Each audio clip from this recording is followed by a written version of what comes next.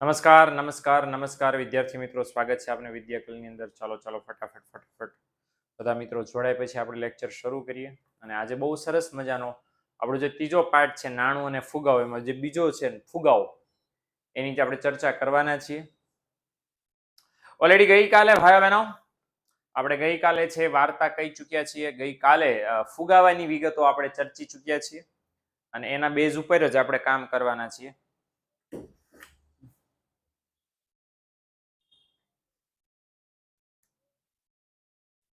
ઓ seat, આ તો marker છે, સુગંધ બી આવે છે.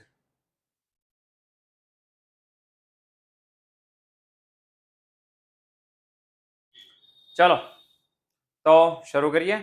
બાય ધ વે ચાલો બધા જોડાતા જાય ત્યાં સુધી આપણે ફટાફટ રિવિઝન કરી નાખીએ. કોઈ મને પૂછતું હતું કેટલા માર્ક્સમાં આ ત્રીજું ચેપ્ટર હોય, તો 8 માર્ક્સમાં હોય. તો પહેલું જ પેજમાં મૂકી દીધું છે. તો સૌથી પહેલા 2 મિનિટમાં ફટાફટ આપણે રિવાઇઝ કરી નાખીએ કે ગયા લેક્ચરમાં શું શું આપણે ભણ્યા હતા. ગયા લેક્ચરની અંદર મિત્રો આપણે નાણાંના કાર્યો જોયા હતા. ઓકે, નાણાંના પ્રકારો જોયા હતા. ઓકે, પ્રકારો તો અગાઉ જોઈ લીધા હતા, પણ નાણાંના કાર્યો એ મેઇન હતું.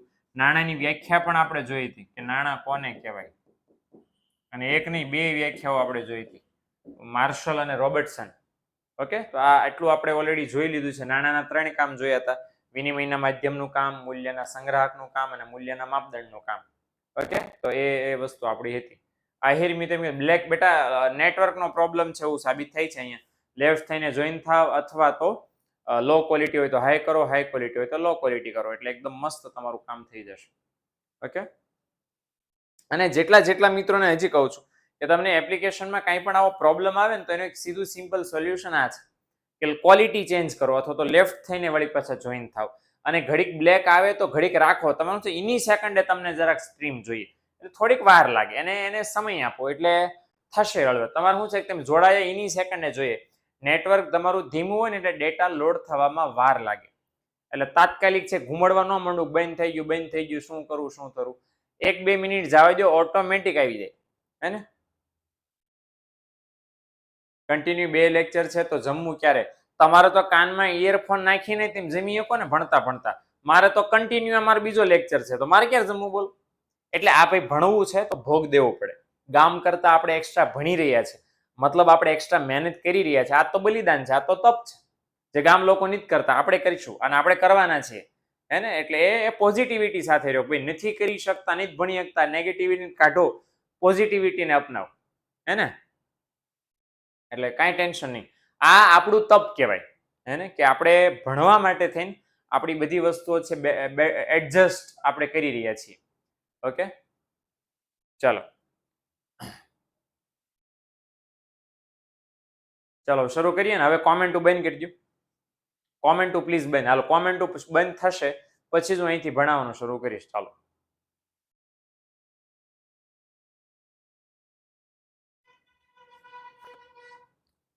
હાલો. વાવાઝોડામાં સ્કૂલમાં રજા આવે, અહીંયા રજા ન આવે. હું તમને ના પાડી કે કોમેન્ટો બંધ કરી દો, પછી હજી પણ કોમેન્ટો તમારે હાય, હાલો, ફાલો, ડાલો, આ હજી શરૂ છે. તમે હજી કોમેન્ટો શરૂ બોલો નહીં, બંધ. મારે એકદમ કરફ્યુ જોઈએ, પછી અહીંયા હું શરૂ કરીશ. અને પછી એકવાર હું ભણાવવાનું શરૂ કરું એટલે સાવ ચૂપ. પછી હું તમને સવાલ પૂછવા માટે જગ્યા આપીશ, સમય આપીશ. ઓકે, ઓકે નથી લખવાનું. તમને કોણ ઓકે લખવાના ડાયા કરે છે? ઓકે ઓક્યા જ કરો છો નકરો શરૂ લેક્ચર ને ઓક્યા જ નથી. મારે ઓકે ફોકે ને કાંઈ જરૂર નહીં. હું તમને કહું ત્યારે ઢગલા મારજો, અત્યારે નહીં. અત્યારે કોન્સન્ટ્રેશન ફૂલી. હું છે ને મારી સ્કૂલમાં દર વર્ષે ટોપર સ્ટોક શો કરું છું. શું કરું છું?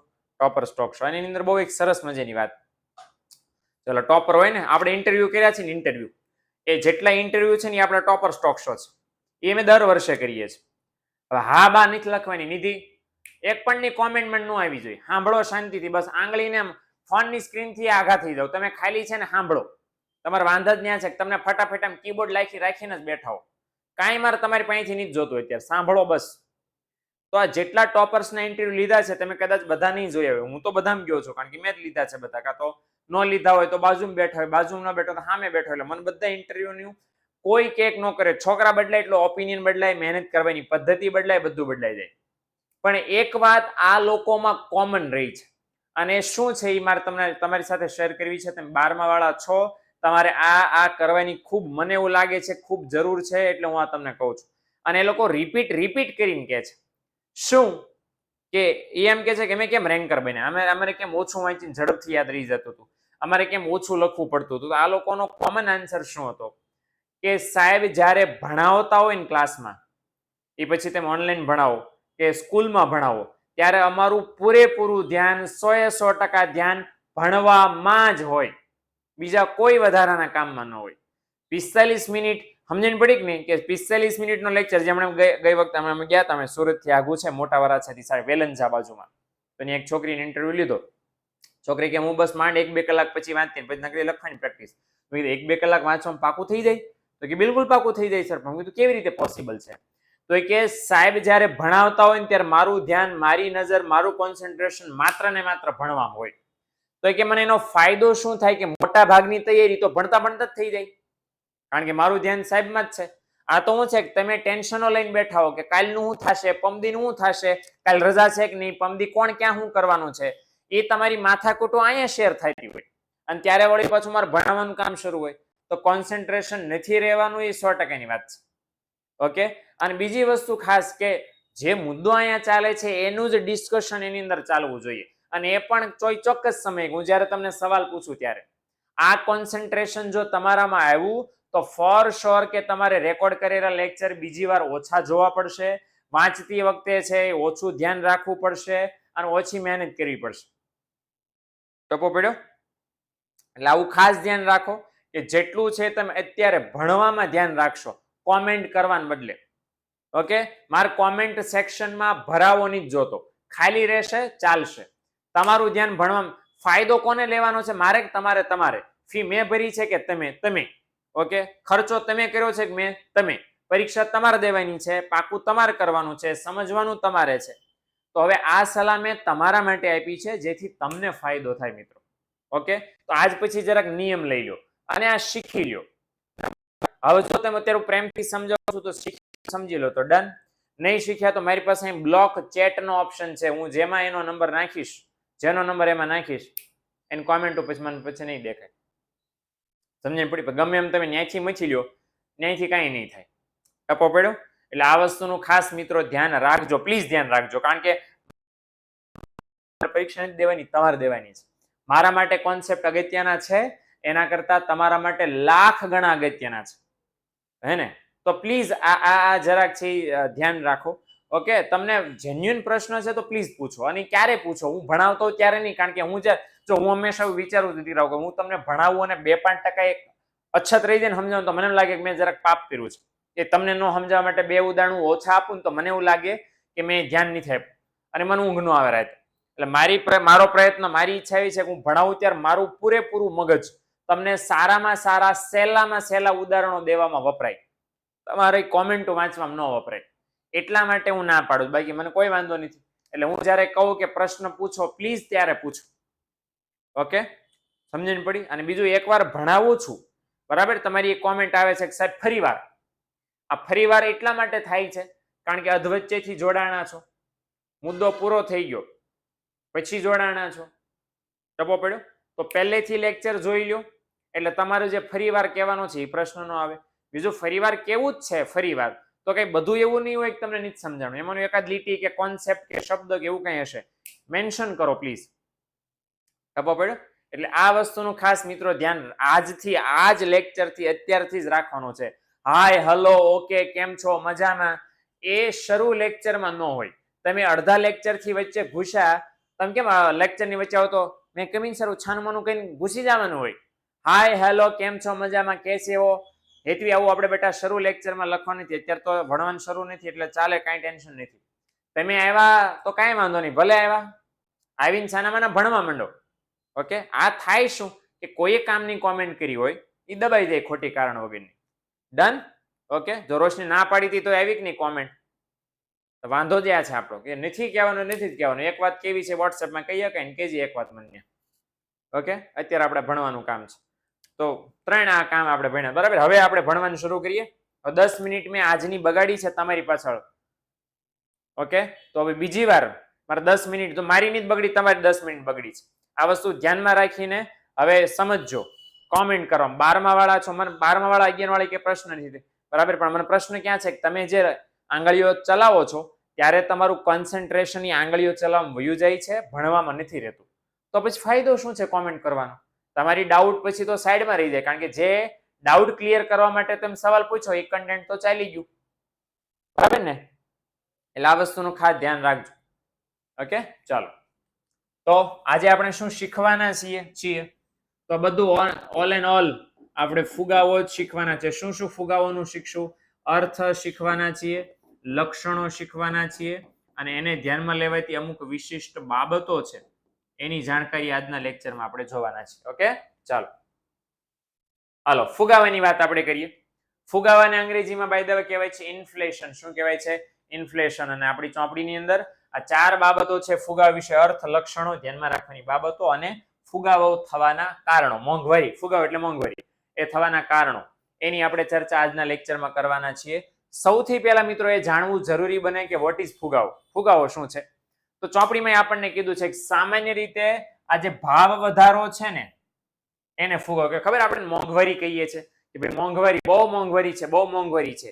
એ શેના માટે? ક્યારે શબ્દ વાપરીએ છીએ? વસ્તુના ભાવ અતિશય વધી જાય ત્યારે, સતત વધઘટ કરતા હોય ત્યારે, ભાઈ બહુ મોંઘવારી છે ભાઈ દુકાનમાં, તો એને આપણે ભાવ વધારો કે એને મોંઘવારી કહીએ છીએ. ઇકોનોમિક્સમાં એવું સામાન્ય અર્થમાં એવું માનવામાં આવે છે, પણ આપણે ઇકોનોમિક્સમાં એવું ડિટેલમાં ભણવા જાવ તો ખાલી ભાવ વધારાને ફુગાવો ન કહેવાય. બહુ વિશિષ્ટ વ્યાખ્યાઓ છે, તો આપણે જેને ધ્યાનમાં રાખીને ભણશું. પણ અત્યારે વર્ણન સાંભળી લો કે ફુગાવો છે કેવી સમસ્યા છે? આર્થિક સમસ્યા છે. કેવી સમસ્યા છે? આર્થિક સમસ્યા. ઓકે. અને બીજું કે ઘટના છે, એક પ્રકારની ઘટના એટલા માટે કે કોઈ ચોક્કસ સમય શરૂ થાય, ચોક્કસ સમય પૂરી થઈ જાય. આ લીંબુના ભાવ વધ્યા હતા, તો લીંબુના ભાવ કોઈ એક સમય વધ્યા, એક સમય વળી પાછા હતા એ નહીં થઈ ગયા ને, પણ હજી લીંબુના ભાવ 400 રૂપિયા ને 400 રૂપિયા નથી. એટલે કોઈ ચોક્કસ સમયે ફુગાવો શરૂ થાય, કોઈ ચોક્કસ સમયે ફુગાવો પૂરો થઈ જાય. સતત અને સતત અનંતકાળ સુધી લાંબો ચાલ્યા કરે નહીં. કોઈને કોઈ ટાઈમે ભાવ વધે ને કોઈને કોઈ ટાઈમે હતા વળી પાછા નોર્મલ થઈ જાય. એટલે આર્થિક સમસ્યા એટલે દેશને લગતી સમસ્યા છે, નાણાંને લગતી સમસ્યા છે. અને કેવી ઘટના છે? નાણાકીય. કાલની વાર્તા ઉપરથી ખબર પડી જવી પડે કે આપણે ઈદી અમીન વાળી જે વાર્તા કીધી હતી એમાં કેવી ઘટના હતી? નાણાકીય. કારણ કે એને નાણાં છાપ્યા, નાણાંનું પ્રમાણ વધી ગયું હદ કરતા, એના કારણે મોંઘવારી સર્જાણી, ભાવ વધારો સર્જાણો. તો એટલે નાણાં સાથે જોડાયેલી ઘટના છે, એટલા માટે નાણાકીય ઘટના કહેવાય. ઓકે. હવે બહુ બધી વ્યાખ્યાઓ છે, 4 જેટલી વ્યાખ્યાઓ છે. તમને એમાંથી જે સહેલી લાગે એ વ્યાખ્યા યાદ રાખવાની છૂટ. નામ સાથે યાદ રહે તો બેટર, નામ વગર યાદ રહે તોય ટેન્શન નથી, પણ કોઈ પણ એક વ્યાખ્યા મિનિમમ તમારે પાકી કરવાની છે. બધી યાદ રહે તો બહુ સારું. ઓકે, તમે ભગવાનના માણે બહુ બધી વ્યાખ્યા યાદ રાખો તો. ચાલો શરૂઆત કરીએ. હવે આ વ્યાખ્યા પહેલી આપી છે આપણને એપી લર્નરે. ડોક્ટર એપી લર્નર નામના અર્થશાસ્ત્રી હતા. એમણે આપણને શું કીધું કે વસ્તુના પુરવઠા કરતા તેની માંગ વધી જાય એવી સ્થિતિને શું કહેવાય? ફુગાવો કહેવાય. આ સાવ સાદી સિમ્પલ, આન કરતા હેલી વ્યાખ્યા ફુગાવાની કોઈ પણ ન હોય, એકય વ્યાખ્યા ન હોય. એટલે એમણે શું કીધું? માર્કેટમાં જેટલી વસ્તુઓ અવેલેબલ છે સેલિંગ માટે, વેચાણ માટે, એના કરતા માંગ વધી જાય લોકોની. સપોઝ હું એમ કહું કે માર્કેટમાં ડેરીની દુકાનો છે, બધી ડેરીની દુકાનોમાં ભેગી કરો ને તો 500 બાટલીઓ છે, દૂધની બાટલીઓ. બધા વેપારીઓ પાસે 500 દૂધની બાટલીઓ છે એટ અ ટાઈમ અત્યારે. ઓકે, એ રોજે રોજ તો ફરી જ જવાની છે, પણ હું અત્યારની વાત કરું છું. અને અત્યારે 1000 ગ્રાહકો આવ્યા, મારે એક દૂધની બાટલી લેવી, એક દૂધની બાટલી લેવી, તો માર્કેટમાં પુરવઠો 500 બોટલનો જ છે અને માંગ કેટલી બોટલની થઈ ગઈ? 1000 બોટલની. શું લેવા 1000 બોટલની માંગ લોકો કરવા માંડ્યા? એના બહુ બધા કારણો છે, એની આપણે પછી ચર્ચા કરશું ફુગાવાના કારણોમાં. એ તો કારણો અનેક હોઈ શકે કે મહેમાન આવી ગયા અને દિવાળી છે અને જરૂર વધારે પડી ગઈ ને વાવાઝોડું આવ્યું ને સ્ટોક ભેગો કરી લેવો છે અને આવક વધી ગઈ. 1000 કારણો છે, પણ આપણે અત્યારે ખાલી તારણ ઉપર આવીએ, કારણને બાજુમાં મૂકીએ. તો તારણ શું? કે માર્કેટમાં જેટલી વસ્તુ હતી એના કરતા માંગ કેવી થઈ ગઈ? વધી ગઈ. હવે માંગ વધારે, પુરવઠો ઓછો, પરિણામે ભાવમાં શું થાય? વધારો. તો લર્નર શું કહે છે કે પુરવઠા કરતા માંગ વધે અને એના કારણે જે ભાવ વધે એને શું કહેવાય? ફુગાવો કહેવાય. ઓકે, શું કહેવાય? એને ફુગાવો કહેવાય. આ વસ્તુ ખાસ મિત્રો ધ્યાનમાં લેવાની. બીજા એક સરસ મજાના અર્થશાસ્ત્રી છે ડોક્ટર એસી પીગુ. હવે એસી પીગુ એ સરસ આપણને કીધું છે કે વાસ્તવિક આવક કરતા નાણાકીય આવક વધારે ઝડપથી વધે એને શું કહેવાય? ફુગાવો. હવે વાસ્તવિક આવક કોને કહેવાય અને નાણાકીય આવક કોને કહેવાય એના એવું જાણવા માટે છે ને તમારે આંકડા શાસ્ત્રનો સહારો લેવો પડે. આંકડા શાસ્ત્રનું પહેલું ચેપ્ટર છે સૂચકાંક. ઓકે, હાલો મને કોમેન્ટમાં જણાવો તો કેટલા જણાને સૂચકાંક નામના ચેપ્ટરની ખબર છે? હા કે ના માં જવાબ આપો. ચાલો,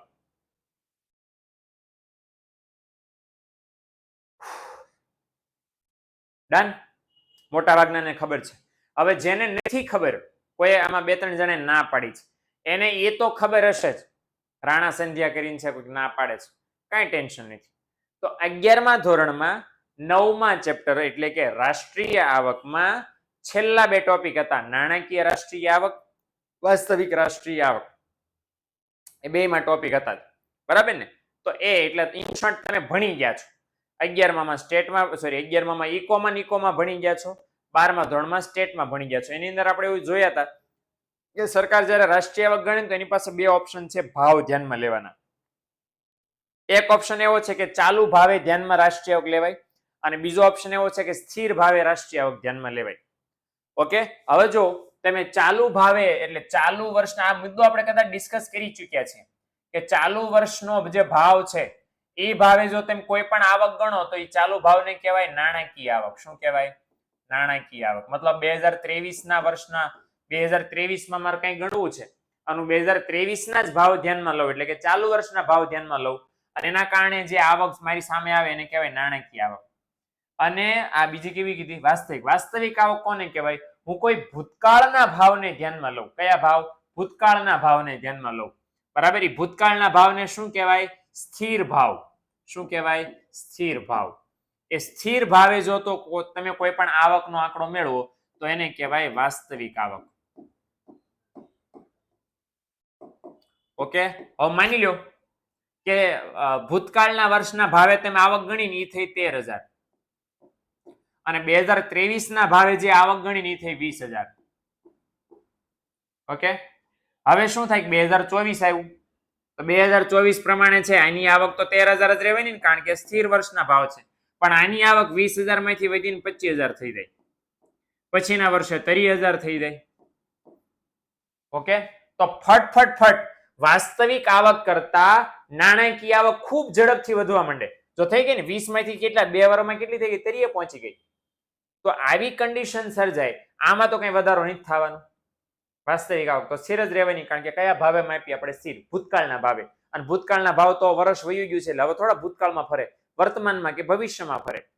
એટલે ભૂતકાળના ભાવે જે આવકનો આંકડો છે, નાણાકીય આવકનો આંકડો, એ નાણાકીય આવક કરતા વાસ્તવિક આવક છે બહુ ઝડપથી, બરાબર ને? સોરી, વાસ્તવિક આવક કરતા નાણાકીય આવક બહુ ઝડપથી વધે, ખૂબ વધારે ઝડપથી વધે. એને પણ શું કહેવાય? ફુગાવો. આ આવક આટલી બધી વધી ગઈ એનું રીઝન શું છે? ભાવ વધી ગયા હશે, કમાણી વધી ગઈ હશે, લોકોની પાસે નાણાંનો પુરવઠો વધી ગયો હશે, એના કારણે આવક વધી.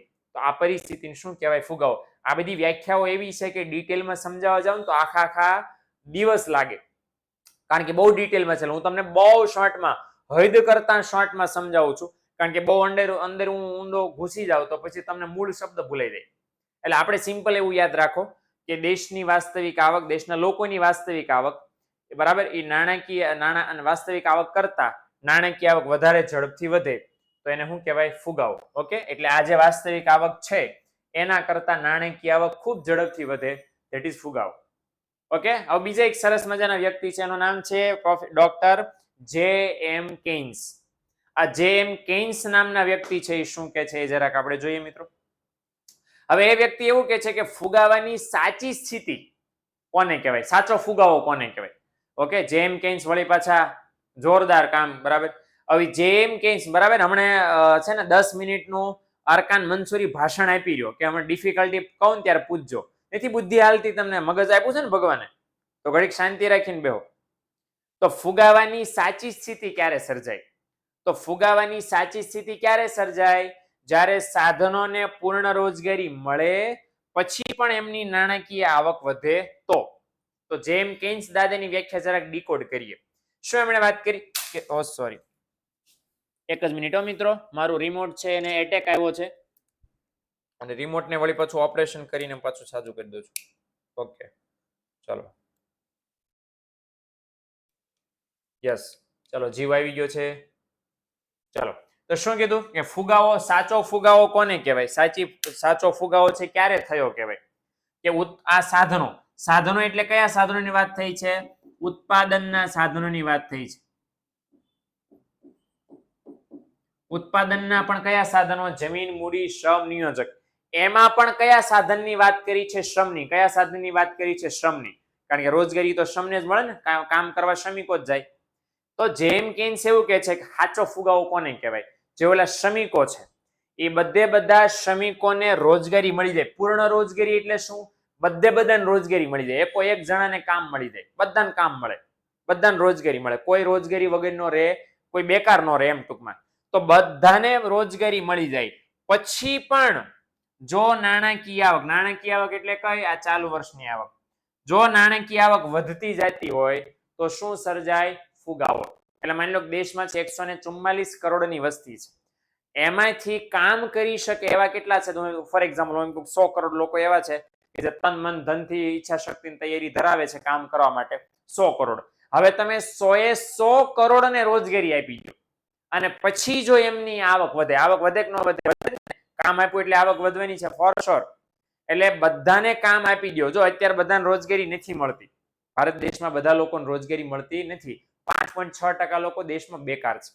એટલે આપણે અત્યારે ધ્યાનમાં નથી લેવું. આ તો કહેવા એ માંગુ છું, કદાચ જો 100 કરોડ લોકો શ્રમિકો છે જેમની પાસે કામ કરવાની ઈચ્છા શક્તિની તૈયારી છે, તો તમે 100 કરોડને કામ આપી દો અને પછી જો દેશની નાણાકીય આવક વધે તો એને સાચો ફુગાવો કહેવાય. નહીતર તો બધા ખોટા ફુગાવા છે. એવી એમણે વાત કરી.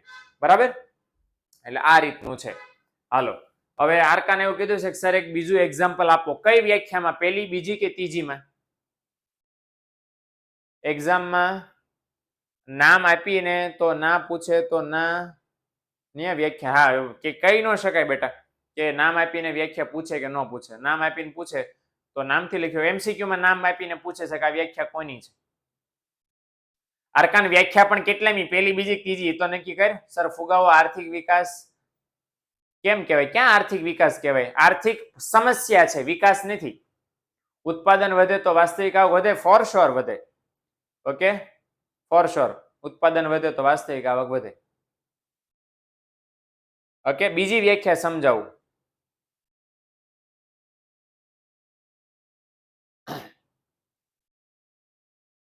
ચલો બીજી વ્યાખ્યા અને એની ડિમાન્ડ છે જરાક જોઈ લે. હવે બીજી, બરાબર, બીજી અને ત્રીજી બંને તો સમજાવતો તો ક્યાં જતા હતા? હાલો વાંધો નહીં.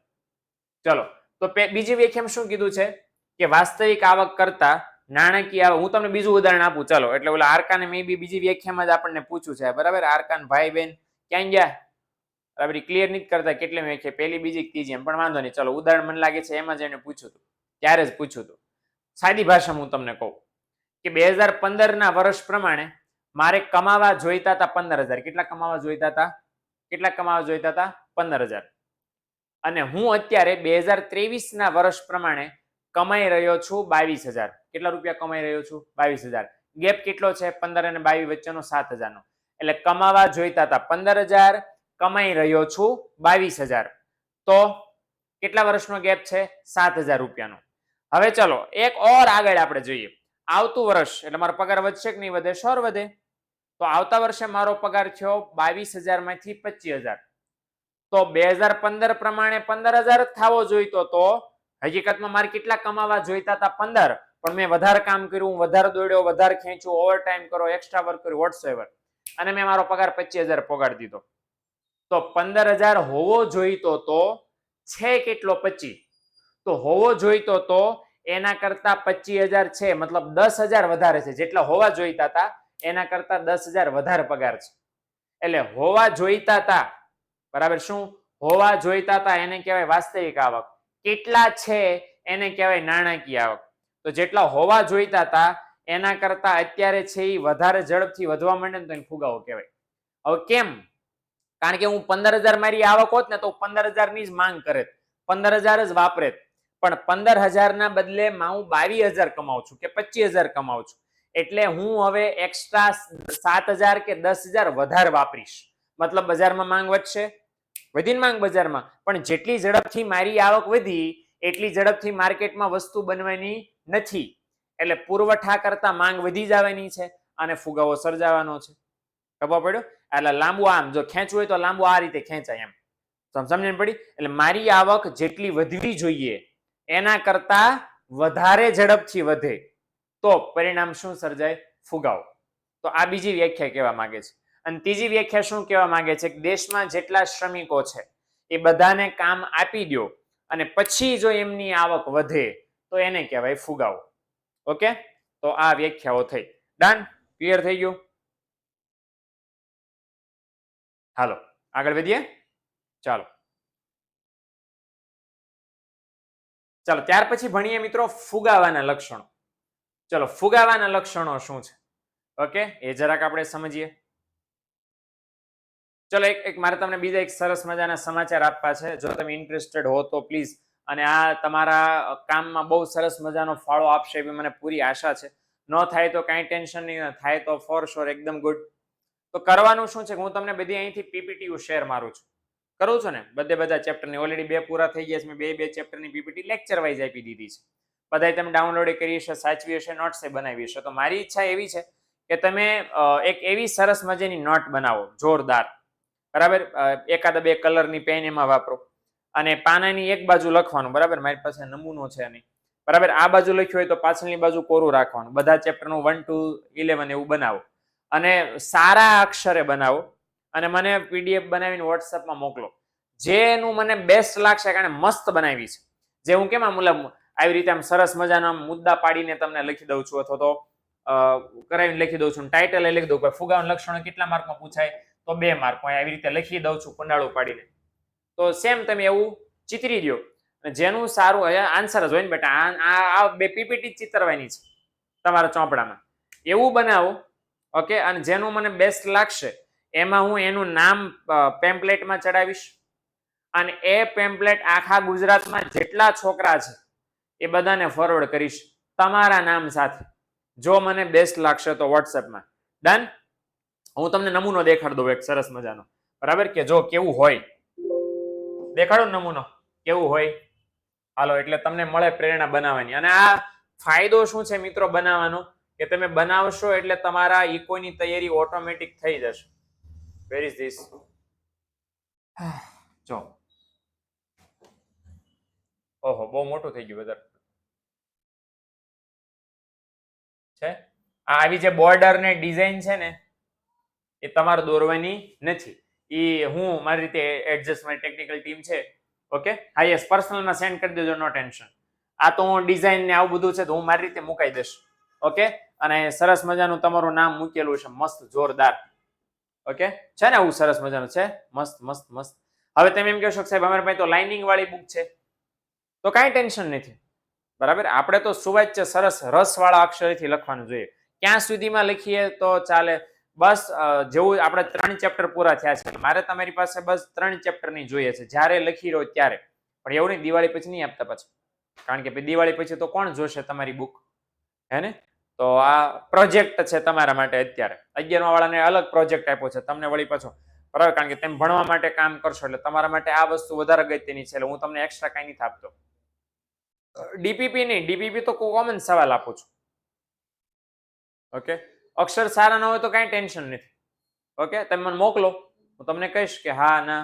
ઓકે, કાંઈ ટેન્શન નથી, ફરજિયાત નથી. જેના એમ લાગે કે સર મારો આ રસનો વિષય છે, હું તમને લખીશ, મને મજા આવે છે, બરાબર. મારું નામ છે ગુજરાતમાં ગુંજવું જોઈએ મારા, બરાબર ને? એટલે આમ જોરદાર. તો ઓકે, ઉતાવળ ફરજિયાત નથી, ઉતાવળ પણ નથી, ફરજિયાત પણ નથી. Okay, done? ઓકે, નો સમજાય મને વોટ્સએપમાં મેસેજ કરજો પર્સનલમાં, બરાબર. હવે આ સમજાવવાનું ફરી વાર મારે પાછું. ઓકે, ચાલો હાલો વળી પાછું આપણે શરૂ કરીએ. કાંઈ તમને ના સૂચના ખબર પડી ને? ઓકે, તો જરાક મને પર્સનલમાં મેસેજ કરજો વોટ્સએપમાં. ડન? હાલો, હવે જરાક અહીં ધ્યાન દો. હાલો, એ મૂકો લપ. હાલો બસ, હવે બેન અહીંયા ધ્યાન. ઓકે બોકે બેન કરી દો બધું. હાલો, ફુગાવાના લક્ષણો 2 માર્ક્સમાં પૂછાઈ શકે. 4 મુદ્દા છે. હાલો પહેલું લક્ષણ, હાલો મેં ભણાવવાનું શરૂ કરી દીધું છે, તમારે કોમેન્ટો બંધ થઈ જવી જોઈએ. ચાલો 10 મિનિટે ને 10 મિનિટે તમને કહેવું પડે છે, વાંધો ન્યા છે. ચાલો ફુગાવાના લક્ષણોમાં પહેલું લક્ષણ શું છે? ફુગાવો કોને કહેવાય? તો જો પહેલું લક્ષણ કીધું છે કે ભાવ સપાટીમાં એટલે કેવા શું માંગે છે? ભાવ સપાટીમાં એટલે શું? કિંમતમાં જેટલી પણ વસ્તુઓ કે સેવાઓ માર્કેટમાં મળે છે તમામની કિંમતમાં શું થાય? સતત અને સતત વધારો.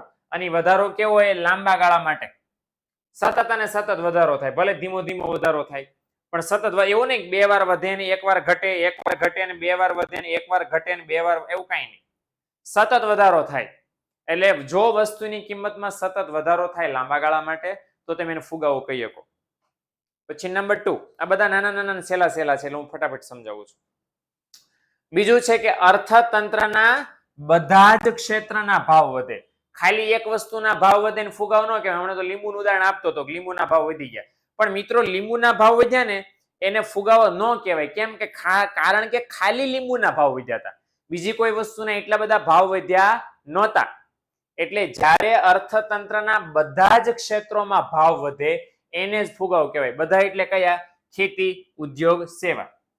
એમાંય સમજી શકો ક્યારનો કોક પેટ્રોલ કર્યા કરે છે તો એ પેટ્રોલના ભાવ છે એ ફુગાવો કહેવાય. કેમ?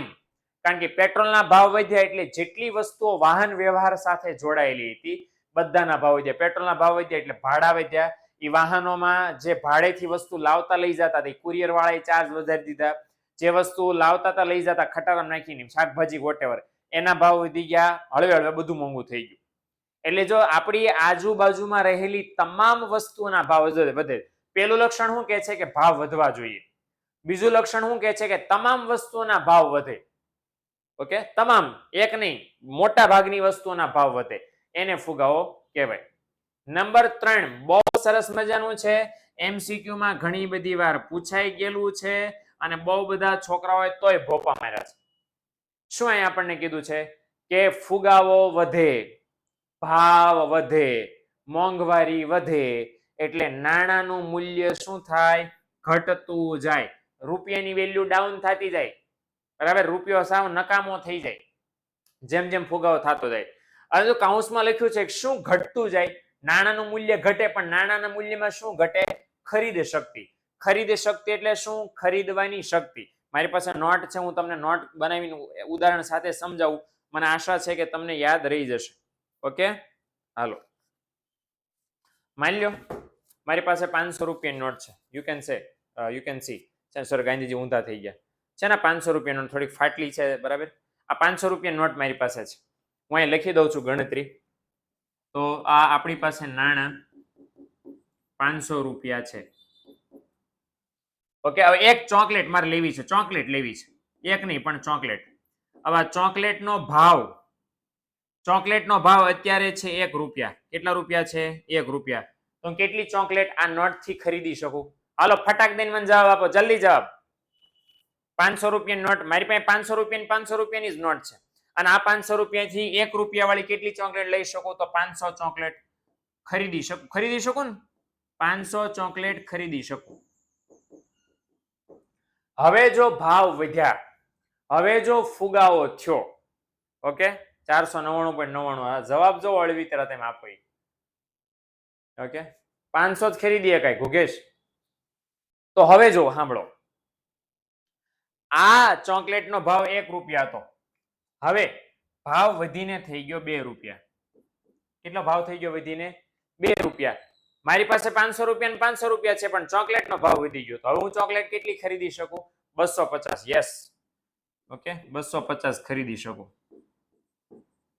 હવે સમજી લો ખાસ, હવે આ વાક્ય સમજાવું છું કે પેલા નાણાં મારી પાસે 500 રૂપિયા હતા અને હજી મારી પાસે 500 રૂપિયા છે. તો ફેર શું પડ્યો? ભાવમાં પડ્યો ને. 1 રૂપિયાના 2 રૂપિયા થઈ ગયા. એના કારણે શું પરિણામ આવ્યું? કે જે 500 રૂપિયામાં પેલા 500 ચોકલેટ ખરીદવાની શક્તિ હતી એ ભાવ વધવાને કારણે હવે માત્ર 250 ચોકલેટ ખરીદવાની શક્તિ રહી ગઈ. એટલે 500 રૂપિયાની નોટમાં પેલા 500 ચોકલેટ ખરીદવાની શક્તિ હતી, હવે એ ખરીદ શક્તિ ઘટીને કેટલી થઈ ગઈ? 250. તો પેલા 500 ખરીદી શકતા ચોકલેટ હવે 250 ચોકલેટ જ ખરીદી શકો છો. ટપા પડે, સમજણ પડી ને? એટલે આ દ્રષ્ટિએ મિત્રો આપણે જોવા જાવ તો જેમ જેમ ભાવ વધે એમ તમારી પાસે જે નોટ હતી, નોટ નાની ન થાય, પણ એ નોટમાં જે વસ્તુ ખરીદવાની શક્તિ છે એ વસ્તુ ખરીદવાની શક્તિમાં શું થાય? ઘટાડો થાય. એટલે જો ભાવ વધે, જો સતત અને સતત ફુગાવો થાય તો રૂપિયામાં રહેલી ખરીદ શક્તિ, નાણાંનું મૂલ્ય શું થાય? ઘટે. વધે બસ એક જ, શું? ભાવ. ભાવ વધે બસ, બીજું કાંઈ ન વધે, ખિસ્સામાં કાંઈ ન વધે. ઓકે, યાદ રાખવાનું, ભાવ વધે તો ખિસ્સામાં કાંઈ ન વધે. Okay, done? હાલો હાલો, હવે કોમર્સ વાળા છો અને તમે મને 220 એવો જવાબ આપ્યા કરો છો, બરાબર? તો મને શક જાય છે કે તમે કોમર્સ વાળા છો ને હકીકતમાં. ઓકે, કોક છે 400 જવાબ આપતું હતું, કોક 499 જવાબ આપતું હતું. સીધો સવાલ હતો ને, એટલે ગણતરી પાકી હોવી જોઈએ આપણી, બરાબર ને? હાલો, 220 સ્ટુડન્ટ નું કે છે, આ ભાઈ એની જ ગણતરી કરવાની. આપણે પ્રેક્ષક મેચ જોવા નહીં થયા તો તમે પ્રેક્ષકો ગણો છો, કોમેન્ટેટર. એમાં તમે ગોળે, અહીંયા તમે ધ્યાન દો. હમણાં હું પ્રવચન આપી રહ્યો ને એક બહુ સરસ મજાનું, પણ તમારે શું છે મગજમાં નથી ઘૂસતું. ઓકે, ચાલો. નંબર 4, પૂર્ણ રોજગારીની સ્થિતિ પછી જે ભાવ વધે એને શું કહેવાય? ફુગાવો. આમાં હું તમને સમજાવતો નથી, હું સીધું તમને નામ દઈ દઉં છું. કોનું નામ સાંભળે છે આ ચોથું વાક્ય સાંભળીને? હાલો, આ રિપીટ આવી ગયું છે, ક્યાં આવી ગયું આ મને કહો તો. હાલો, એટલે બરાબર તમને ખબર પડી જાય કે બીજી વાર નહીં સમજવાનું આપણે. ક્યાં આવી ગયું? ક્યાં આવી ગયું? હા, કોઈની વ્યાખ્યા છે? કોઈની વ્યાખ્યા છે બોલો એટલે કામ સરસ થાય તમારું. યસ, કેઇન્સની વ્યાખ્યા. એટલે કેઇન્સની વ્યાખ્યા બેઠી ઉઠાવીને મૂકી દીધી છે, બીજું કાંઈ નવું નથી કર્યું આમાં. ઓકે, કેઇન્સે કીધું હતું ને કે ભાઈ ઉત્પાદનના સાધનોને પૂર્ણ રોજગારી આપો, પછી પણ જો ભાવ વધે તો એને શું કહેવાય? ફુગાવો. ઓકે, તો એ વ્યાખ્યા બેઠી મૂકી દીધી છે. ડન? તો 4 લક્ષણો છે, 4 જ લીટી લખવાની છે, એટલે ફુગાવાના કારણો ક્લિયર. સોરી, ફુગાવાના લક્ષણો ક્લિયર. ઓકે, તો હું ધરાઈ ગયો.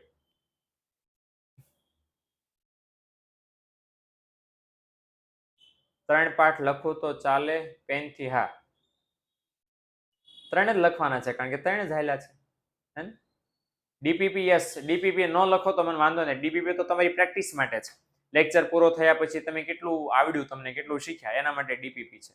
ઓકે, અને પેલી મેં નોટ વાળી વાત કરી હતી, એમાં ડીપીપી અને પીપીટી બે લખવાની જરૂર નથી. પીપીટી લખો તો ડીપીપી લખવાની જરૂર નથી.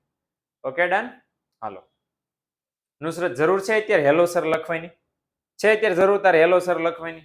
તો ખોટે ખોટી કોમેન્ટ હું લે વધારો, બુદ્ધિ જ નથી હાલતી તમને બધાને.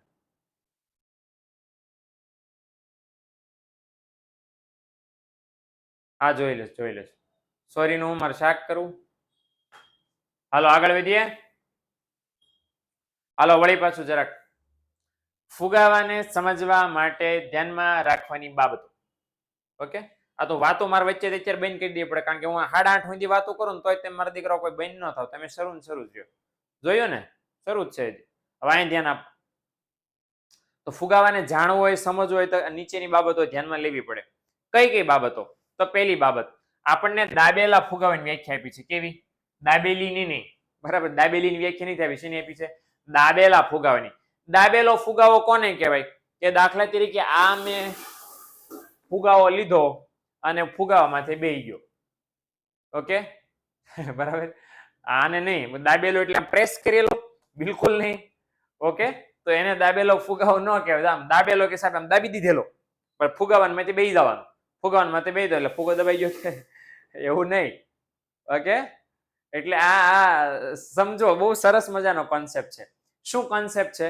કે સરકારે કાયદા દ્વારા અથવા તો સબસિડી દ્વારા ભાવ સપાટીને દબાવી રાખ્યો હોય. સરકાર છે ફુગાવા માથે ન બેસે, સરકાર કોઈની માથે બેહી જાય? ભાવ ઉપર બેહી જાય. ભાવને ન વધવા દે એટલે ફુગાવો ઓટોમેટિક દબાઈ જાય. ઓકે, એટલે એમણે કીધું છે કે કાયદા દ્વારા સબસિડી દ્વારા ભાવ સપાટી દબાવી રાખી હોય તો ભાવ ન વધતા હોવા છતાં એને શું કહેવાય? ફુગાવો. અને આ ફુગાવાને કેવો ફુગાવો કહેવાય? દાબેલો ફુગાવો. હવે સરકાર એવું શું કરે કે આમ ભાવ ઉપર બેહી જાય? તો એના માટે સરકાર બે રસ્તા અપનાવે છે ભાવ ઉપર બેસવા માટે.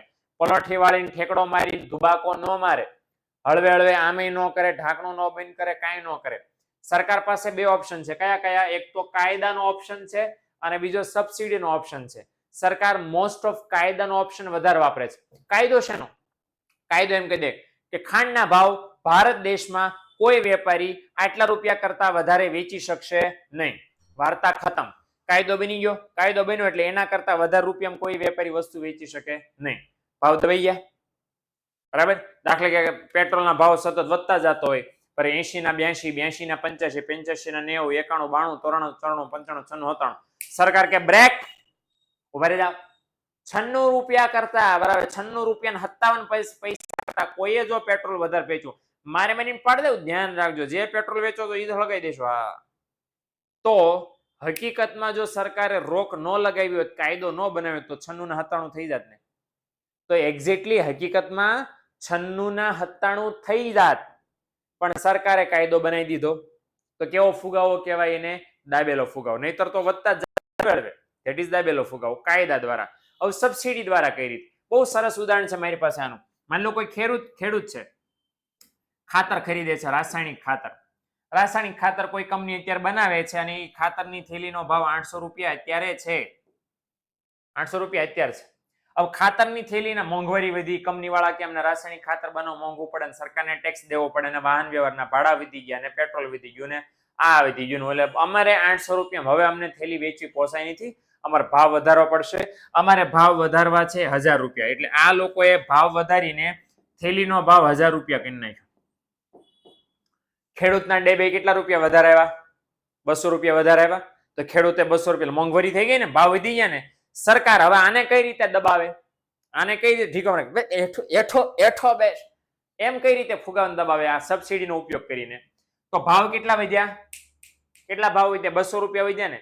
તો જેટલા ભાવ વધ્યા હોય, સરકાર એટલા રૂપિયાની સબસિડી જાહેર કરે. 200 રૂપિયા વધ્યા હતા, સરકાર શું કહે, ભાઈ આટલી કિંમત વધી છે, બરાબર, કેટલા રૂપિયા કિંમત? 200 રૂપિયા. તો અમે છે 200 રૂપિયા તમને સબસિડી આપીએ.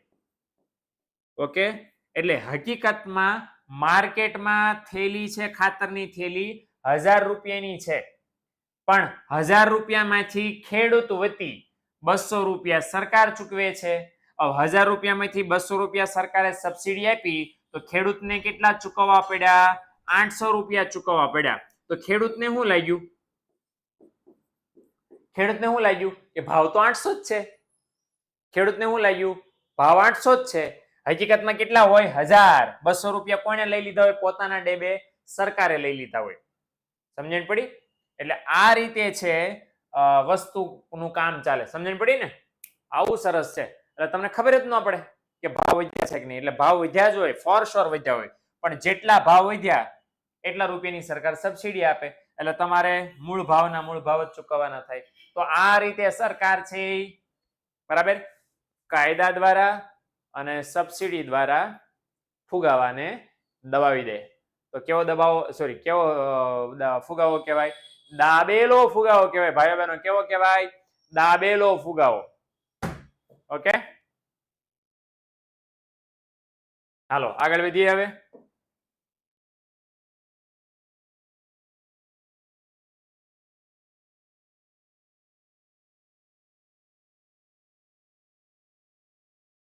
હવે કઈ ફુગાવો નહીં આવે. હવે કે આ દાબેલો ફુગાવો અને ફૂલેલો ફુગાવો અને બાંધેલો ફુગાવો આવા કઈ નહીં આવે. આ બસ એક જ વેરાયટી હતી દાબેલા ફુગાવાની. ઓકે, હાલો. દાબેલીનો ફુગાવો ન આવે, એમાં તો ઓલી ફૂગ વળી જાય એને ફુગાવો કહેવાય. એ આપણે નથી સમજવાનું. ઓકે, હાલો ચલો. સર મેં 2 તો લખી નાખ્યા છે, તો 3 પાઠ. હા, વાંધો નહીં, ચાલે ચાલે. હવે આ છે ને, હવે આ ડિસ્કશન તમે વોટ્સએપમાં પર્સનલમાં કરજો, અને અહીંયા નહીં. હવે જો બીજું લખ્યું છે, જો અર્થતંત્રમાં ટૂંકા સમય માટે અમુક જ વસ્તુ સેવા માટે ભાવ વધારો લાગુ પડ્યો હોય તો એને ફુગાવો કહેવાય નહીં. લીંબુ વાળું યાદ રાખજો આની અંદર, બરાબર ને, કે લીંબુના ભાવ છે 3 મહિના માટે જ વધ્યા અને લીંબુ માટે જ વધ્યા, તો એને ફુગાવો કહેવાય નહીં. બધી વસ્તુના ભાવ વધવા જોઈએ, લાંબા ગાળા સુધી ભાવ વધવા જોઈએ. ઓકે, એટલે આ વસ્તુ ખાસ ધ્યાનમાં લેવાની. આ ભાવના વધતા હોવા છતાં એ નો સમજાણું હોય તો ઉદાહરણ તો આપ્યું. ઉદાહરણ આપ્યું એ સમજાણું ને? એ ક્યાં પ્રિન્સ આને ગોળી મારે? ઉદાહરણ આપ્યું એ સમજાણું?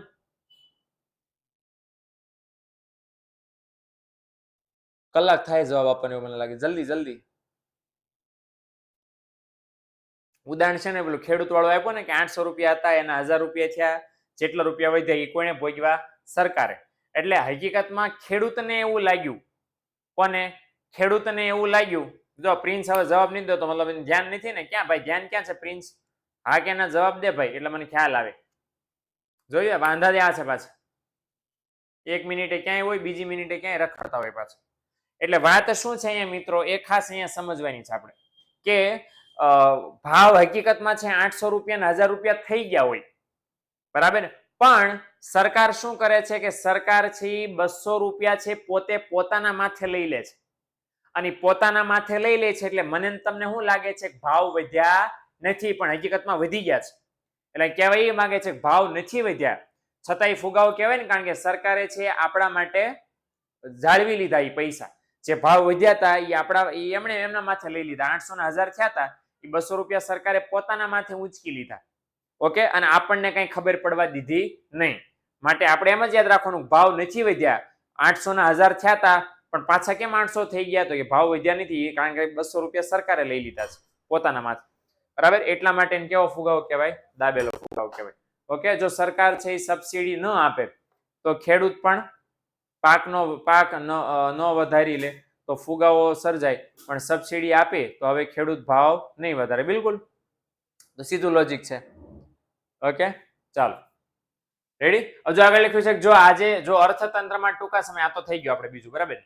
હાલો ત્રીજું, બહુ સરસ સમજવાનું કીધું છે, અને આ બે છે ને એ ત્રીજા કરતા અલગ છે, મતલબ આ 3 છે એ બીજા કરતા અલગ છે. આ નવું જ કંઈક વાક્ય છે, બરાબર. સજેશન આપણને આપ્યું છે કે જો અર્થતંત્રમાં સાધનો બેકાર પડ્યા હોય, બેકાર પડ્યા મતલબ કામ વગરના, નવરા પડ્યા હોય. ઓકે, કયા સાધનોની વાત છે? ઉત્પાદનના 4 સાધનો, જમીન, મૂડી, શ્રમ, નિયોજક.